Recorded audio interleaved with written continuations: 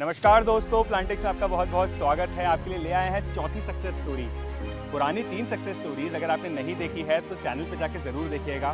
सारी वीडियोस अपने में बहुत ज़्यादा डिफरेंट हैं, बहुत सारी जानकारियाँ आपको उसमें से सीखने को मिलेंगी। यहाँ जो हम आपके सक्सेस स्टोरी आज कवर करने आए हैं वो 24 साल के एक ऐसे युवा किसान की स्टोरी कवर करने आए हैं जिसने एग्रीकल्चर में 12th से पढ़ाई करी, आगे जाके सरकारी कोर्सेज करे और फिर अपना खुद का कृषि सेवा केंद्र भी खोला और खुद ये धान और गेहूँ की खेती करते हैं। तो चलिए इनसे पूरी इनकी सक्सेस स्टोरी कवर करेंगे। बहुत सारी चीज़ें आपको सीखने को मिलेंगी, तो वीडियो को लाइक ज़रूर करिएगा, शेयर ज़रूर करिएगा और प्लांटिक्स को सब्सक्राइब ज़रूर करिएगा ताकि इस तरीके की जो वीडियोस होती हैं इनसे आप कभी भी मिस ना हो।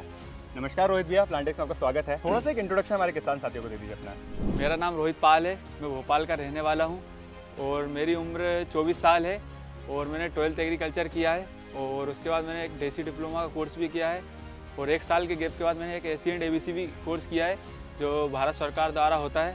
और फिर उसके बाद मैंने अपना खुद का कृषि सेवा केंद्र भी खोला है। मैं 2018 से खेती करता हूँ और आज मैं अपना खुद का कृषि सेवा केंद्र और खेती दोनों साथ में कर रहा हूँ। तो रोहित भैया, पढ़ाई हो गई, खेती में आ गए, एक बात बताइए कि यहाँ पे आप लोग कौन कौन सी खेती कर रहे हो, कितने कितने एरिया में कर रहे हो? जैसे कि अभी अपन बात करें कि हम जून और जुलाई में धान की पौध लगाते हैं, तो अभी जैसे कि आप देख रहे हैं धान लगी है अपने यहाँ, तो हम दो फसल लेते हैं, धान और गेहूँ। जून जुलाई में हम धान करते हैं और उसके बाद जैसे अभी नवंबर दिसंबर में धान कट जाएगी और हम गेहूँ बो देंगे। गेहूँ और धान की हम 2 खेती करते हैं और हम लगभग 25 एकड़ में ये कर रहे हैं। तो 25 एकड़ में यहाँ पे आप लोग 2 फसलें लेते हैं साल की, जिसमें सबसे पहले धान लेते हैं, उसके बाद गेहूँ लेते हैं। हाँ। तो 2018 से जब हमने खेती करना चालू करी, कौन सी क्रॉप हमने देखी थी, आज हम कौन सी क्रॉप कर रहे हैं? जैसे कि मैंने देखा था कि 2018 में पिताजी लोग ये सोयाबीन की खेती करते थे, तो अभी अपन लोग देख रहे हैं कि सोयाबीन बहुत कम निकल रहा है। इस साल तो वैसे अच्छा रहा है। पहले जैसे कि जो अपन बोते थे वही नहीं निकलता था, लागत और ज़्यादा लगती थी तो किसान नुकसान में चला जाता था। सिर्फ एक फसल होती थी, क्या, गेहूँ। तो फिर धीरे धीरे हम खेती में आए, फिर हमने धान स्टार्ट की। तो पहले हमने शुरुआत की थी 8 एकड़ में कि अरे एकदम से भी नहीं, क्योंकि उसमें मेहनत और बहुत ज़्यादा दिक्कत है।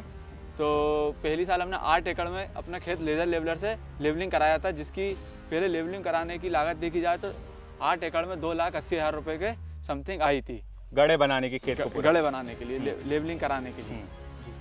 तो उससे फ़ायदा ये है कि अपने जैसे कि लेवलिंग रहती है तो पानी भी कम लगता है, खाद भी अच्छे से लगता है और कोई दिक्कत नहीं आती। तो क्यों धान पे? सोयाबीन का उत्पादन उस समय थोड़ा कम भी चल रहा था और ऐसा भी कुछ है क्या? उत्पादन क्या लगभग देखा जा रहा था तो निकल भी नहीं रहा था, जो अपन बोते थे उतना ही नहीं निकल रहा था, तो बहुत मतलब नुकसान में जा रहा था। तो इसलिए फिर धान की खेती चालू की। उस समय 2018 में तो धान का रेट बहुत कम था, पर यह कि निकल रहा था, क्योंकि सोयाबीन ना निकलने से अच्छा तो निकलना ही अच्छा है। तो फिर अब आज की कंडीशन में देखा जाए तो फिर भी बढ़िया है। तो दोस्तों, जैसे कि वीडियो में अगर आप देख रहे हैं, थोड़ा सा आपको जानकारी देते हैं कि सोयाबीन जो क्रॉप है वो पहले मध्य प्रदेश में सबसे ज़्यादा ग्रो करी जाती थी। धीरे धीरे रिसेंट दिनों और रिसेंट सालों में हम देख रहे हैं कि वो जो पूरा एक कल्चर है वो पूरा महाराष्ट्र में शिफ्ट हो गया। महाराष्ट्र अब सबसे बड़ा उत्पादक हो चुका है सोयाबीन का, और इसी कारणवश कुछ किसान जिनके हम वीडियोज़ आप दिखा रहे हैं आज आपको, तो इन्होंने इसीलिए उसको शिफ्ट करा है। जो रतबा आप कम देख रहे हैं कि सोयाबीन किसान छोड़ रहे हैं, धान पे आ रहे हैं, तो वो हम भी उन किसानों में से एक है जिन्होंने उसको डिसकंटिन्यू किया है सोयाबीन को। जी। तो रोहित भैया, जानकारी भी थोड़ा सा आते हैं कि क्या क्या चैलेंजेस आपने देखे हैं खेती में? सबसे बड़ा चैलेंज तो इसमें देखा जाए तो लेबर का। पहले तो जो सोयाबीन वाला जो किसान रहता है ना, एकदम से धान में कन्वर्ट होना बहुत बड़ी समस्या है। तो उसको धीरे धीरे करना चाहिए, क्योंकि इसमें सबसे बड़ी ज़्यादा समस्या है लेबर, क्योंकि पूरा ये लेबर पे डिपेंडेंट वाला काम है। क्योंकि इसको लगाना है तो लेबर, इसमें खाद डालना है तो लेबर, और इसमें स्प्रे करना है तो लेबर, निदाई करनी है तो लेबर, हार्वेस्ट करना है तो लेबर, तो टोटल लेबर बेस का काम है। तो इसमें सबसे बड़ी समस्या है लेबर का। और दूसरी समस्या है पानी, इसके लिए पानी होना भी बहुत ज़रूरी है। ये लेबर का चैलेंज आ रहा था हमको खेती में, लेबर की चैलेंज की समस्या को ओवरकम कैसे? क्योंकि आज भी हम देख रहे हैं कि लेबर की समस्या बहुत ज़्यादा दिक्कत है। किसान जहाँ से भी इस वीडियो को देख रहे होंगे, सबके यहाँ पे लेबर की शॉर्टेज है, खेत में काम करने वाले श्रमिक नहीं मिल रहे हैं किसी को भी। तो कैसे इसको ओवरकम किया आपने? जैसे कि पहले जैसे 2018 से अपन ने शुरुआत की थी, तो अपन को जब 2018 में जो अपन को लेबर मिली थी, तो तब से अपने उनसे कांटेक्ट बने हैं। तो आज तक मेरा लगाई से लेके, कटाई से लेके और निदाई सब कुछ अभी तक वही करती है। वो अभी वहाँ से जुड़े थे, वो आज तक आपसे जुड़े हुए हैं? 2018 से लेके आज तक हमसे जुड़े हैं। एक और समस्या इसमें जैसे कि आई थी रोग समझने की। पहली साल था तो रोग समझने की बहुत बड़ी समस्या आई थी। तो जैसे कि अभी तो कुछ लोग अब तो बहुत लोग जानने लगे हैं, और पहले के लोग ऐप पे विश्वास भी नहीं करते थे। तो अब अपन तो नए थे, तो अपन को था कीड़ा नई चीज़ जानने का, तो अपन एक प्लांटिस करके ऐप था, तो अपन उसको डाउनलोड करके फ़ोटो खींच के देखते रहते थे। तो वो उसमें अपन समझते रहते थे जैसा भी ये ठीक है। कौन से साल की बात है जब आपने ये ऐप यूज़ करा होगा? 2018 में ऐप यूज़ करा था। दोस्तों आज हम सक्सेस स्टोरी प्लांटिक्स के द्वारा इनकी बनाने आए हैं। 2018 में इन्होंने ऐप डाउनलोड किया था। तो ये देखिए ऐप ऑलरेडी इनके पास डाउनलोडेड है प्लांटिक्स का, और बहुत सारी फीचर्स ये यूज़ करते हैं। तो वीडियो में ना थोड़ा सा आगे और इनकी जानकारी भी जानेंगे। आज हमने इनसे बहुत कुछ जाना है कि ऐप में कैसे कैसे यूज़ कर रहे हैं। जैसे कि रोग पहचानने के लिए, और ये दवा कौन सी है, दवा प्राप्त करने के लिए है, और अपने उर्वरक कैलकुलेटर के किस चीज़ में कितनी डालना चाहिए NPK अपना, तो वो भी इसमें कैलकुलेट बताता है, जिससे अपनी फसल को नुकसान भी ना पहुँचे, बराबर मात्रा में NPK पहुँचे। और दूसरी चीज़ इसमें कृषि के सुझाव भी बताता है, और कीट और रोग भी बताता है अपन को के, और सबसे मेन चीज़ तो ये मौसम भी बताता है। और दूसरी चीज़ देखी जाए तो एक चीज़ ये बताता है कि अपन को ये वाला रोग आने वाला है, तो उसके बारे में भी अपन को पहले से अलर्ट कर देता है। और दूसरी चीज़ अपनी फसल की लागत सब कैलकुलेटिंग पूरी सारी चीज़ें अपन को बता देता है कि ये अपना यहाँ भी इतना खर्च हो गया, इतना ये खर्च हो गया, तो सारा अपन इसमें कैलकुलेट कर सकते हैं। खेती की सारी चीज़ें एक ही ऐप में आप कर सकते हो। मतलब ऐसे ऐप आपको उस समय देख के बहुत ऐसा लगा हो कि यार ऐसा ऐप है जिसमें सब कुछ एक ही जगह हो जा रहा है। तो दोस्तों ये काफ़ी खासियत है इस ऐप की। डाउनलोड ज़रूर करिएगा, आप एक बार एक्सप्लोर ज़रूर करिएगा, देखिएगा कि क्या क्या चीज़ें उसमें फीचर्स ऐसे ऐसे हैं जो आपको बहुत काम आने वाले हैं खेती में। रोहित भैया ये बताइए किसान साथियों को कि काफ़ी सारे किसान आजकल वेजिटेबल्स की खेती करते हैं, डिफरेंट खेती करते हैं, कोई फ्रूट्स लगाता है। आप पारंपरिक खेती कर रहे हो जी। पारंपरिक खेती धान, गेहूँ और एक गर्मी की फसल अगर ज़ायद की कोई लेता है तो ज़्यादातर मूंग या कुछ लेते हैं जी। क्या है इस खेती का इकोनॉमिक्स? काफ़ी सारे किसान ये खेती को छोड़ के बहुत सारी खेतियों में जा रहे हैं। थोड़े से कुछ पॉइंट्स ऐसे बताइए कि आपको क्यों ये खेती पसंद आ रही है, और क्या ऐसा है कि आप दूसरी खेती में सोचने से बेटर लग रही है अपन को ये खेती करना आज? तो अभी जैसे देखा जाए तो इसमें मैंने जैसे बताया था लेबर की सबसे बड़ी समस्या है। तो अपन लेके चले गेहूँ में ज़्यादा कोई लेबर का काम है ही नहीं, ना के बराबर है।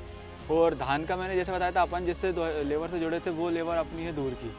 और वेजिटेबल में वो लोग जा रहे हैं जिसको अपने घर के करने वाले हैं, और दूसरी चीज़ जिनको अपने पास की लेबर में अच्छे कॉन्टेक्ट हैं। तो अपना खेत वैसे भी अपने ग्रामीण एरिया से बहुत दूर है, तो लेबर अपन को डेली के लिए, जब वेजिटेबल अपन लगाएंगे तो अपन को डेली के लिए लेबर चाहिए, तो वो अपन को नहीं मिल पाएगी। इसलिए ये पारंपरिक खेती अपन कर रहे हैं, और इसमें बढ़िया अपन को हो रहा है। कितने एकड़ में भैया टोटल हमारे यहाँ पे हो रही है खेती? अपन ये 25 एकड़ में कर रहे हैं। 25 एकड़ में खेती हो रही है। एक चीज़ और कही जाती है कि जो बड़ा किसान है, जिसका 25 एकड़ को ही हम सबसे ऊपर किसान मानते हैं, वो ज़्यादातर पारंपरिक खेती करते हैं क्योंकि उनके पास रकबा बड़ा होता है, तो वो उसमें से बचा लेते हैं। रादर देन छोटा किसान जिसके पास 1-2 एकड़ की ज़मीन है, अगर वो एक खेती करता है तो वो उसमें से इतना नहीं बचा पाता। ये एक डिफरेंस आ जाता है दोनों खेतियों में। तो रोहित भैया अगर देखा जाए तो धान गेहूँ में से इकोनॉमिक्स अगर समझने की कोशिश करें तो बहुत सारे लोग को, जिनने आज तक परंपरागत खेती से छोड़ के सीधे ही मॉडर्न फार्मिंग पे आए, उनको आइडिया नहीं है कि कितना इसमें कमाई और कैसे इकोनॉमिक्स चल रहा है। तो थोड़ा सा उनको बता दीजिए कि 1 एकड़ का अगर अनुमानित हम देखेंगे तो क्या कमाई हो जा रही है धान में और गेहूं में अलग अलग अगर हम कैलकुलेट करें तो देखा जाए धान का, तो धान में लागत बहुत है, तो 1 एकड़ की इन्वेस्टमेंट लगभग 20 से 25 हज़ार रुपये तक लगती है। पर एकड़ का खर्चा पर एकड़ का 20 से 25 हज़ार रुपये तक का आता है। और उसके बाद जैसे अपना उत्पादन अच्छा रहा, अपन लेके चले 20 का एवरेज ही लेके चलें, तो 3000 का रेट भी अपन को मार्केट का मीडियम रेट है। अगर 3000 का रेट भी मिले तो अपने 60,000 जैसे 30 से 35 हज़ार रुपये अपने एकड़ का बच जाता है। मतलब अगर एकड़ का कैलकुलेशन देखें तो 30 से 35 हज़ार रुपये बचेगा, जिसको अगर अभी अपन देखें तो कहीं ना कहीं अगर इसका इकोनॉमीज ऑफ स्केल किया जाए, जिसके पास किसान के पास लंबी ज़मीन है, तो सीधे देखा जाए तो 10 एकड़ का आपका कहीं ना कहीं 3 से 3.5 लाख रुपए छूटना इसमें रहता है। ठीक है। और किसान साथियों को बताइए, अब गेहूँ का ये तो 3.5 हो गया अपना 4 महीने की फसल में। हाँ, इसमें एक मेन चीज़ ये भी है कि इसमें अपने खुद के घर के पूरा साधन होने चाहिए। जैसे कोई 2 से 3 एकड़ का किसान रहेगा तो उसमें तो बहुत ऊपर लागत हो जाती है। बड़े किसान को आसानी इसलिए रहती है कि उसका सारा सिस्टम घर का रहता है। और छोटे किसान में समस्या ये आती है कि उसको हर चीज़ का किराया देना पड़ता है। गड़ा, जैसे गड़े अपन जो मचाई करते हैं उसका किराया, और दवा स्प्रे कराने का किराया, तो उसको ज़मीन हाँकने का किराया, सारी चीज़ें उसको किराया देना पड़ता है। तो छोटे किसान अगर इस तरह की परंपरागत खेती करते हैं तो उनको थोड़ा सा कॉस्ट ज़्यादा पड़ती है रादर देन एक लंबी जगह पे करने में। दोस्तों सीधा आप समझिए कि इकोनॉमीज ऑफ स्केल का काम होगा। तो गेहूं पे अगर अपन देखेंगे तो 24 कुंटल कहीं वहाँ आ रहा है, और 24 कुंटल का भी अगर अपन पकड़ेंगे तो 2500 के हिसाब से या 2600 के हिसाब से जाएगी दाम। उसका फिक्स है, उसमें खर्चा कम हो रहा है जी। तो दोस्तों ये इकोनॉमिक्स बैठी कहीं ना कहीं मान के चलेंगे कि साल का हम एकड़ से कहीं ना कहीं 60 से 70 हज़ार रुपये तो मिनिमम हमारा प्रॉफिट छूटने वाला है जी, कटाई हटा के सब कुछ जितना एक्सपेंसेस है जी। तो ये दोस्तों इसकी इकोनॉमिक्स हुई परंपरागत खेती की, जहाँ पे एक फसल आपने ली गेहूं की और एक फसल ली आपने धान की। तो दोस्तों अभी जब हमने रोहित भैया से पूछा कि इस साल का क्या कैलकुलेशन आने वाला है, तो उनने ये ऐप में दिखाई, देखिए प्लांटिक्स में ही इनने अपना पूरा डाल के रखा हुआ है कितना 6.67 लाख आने वाला है। अगर आपके हिसाब से जो आपने इसमें डाली है चीज़ें अगर ये वैसी बैठती हैं तो इसमें आपने रेट्स डाले हुए हैं कि कितना रेट अगर अनुमानित आएगा तो आपको इतना बैठेगा। इसमें आय भी लिखी हुई है, मशीनरी का कॉस्ट, मजदूरी का कॉस्ट, सभी कुछ लिखा हुआ है, ट्रैक्टर का कितना लगा है। तो ये ऐप्स दोस्तों आपके सही में बहुत काम के हैं। अगर आप ये वीडियोस देख रहे हो तो देखिए कि 2018 से भैया इस तरीके के ऐप्स का इस्तेमाल करके खेती कर रहे हैं। तो दोस्तों ये थी जानकारी रोहित पाल जी की, जिन्होंने खेती में कैसे अपनी जर्नी करी। इसकी पूरी वीडियो आपसे शेयर करी गई। आपको वीडियो पसंद आई हो तो वीडियो को लाइक करिएगा, लोगों तक शेयर करिएगा। कोई आपके डाउट्स हों, कमेंट्स हों तो कमेंट्स में लिखना ना भूलिएगा। ऐसी ही और वीडियोज़ के लिए प्लांटिक्स को सब्सक्राइब करिए ताकि जितनी भी आपके सक्सेस स्टोरीज ला रहे हैं वो आपसे मिस ना हो। Thank you so much Rohit भैया जानकारी देने के लिए।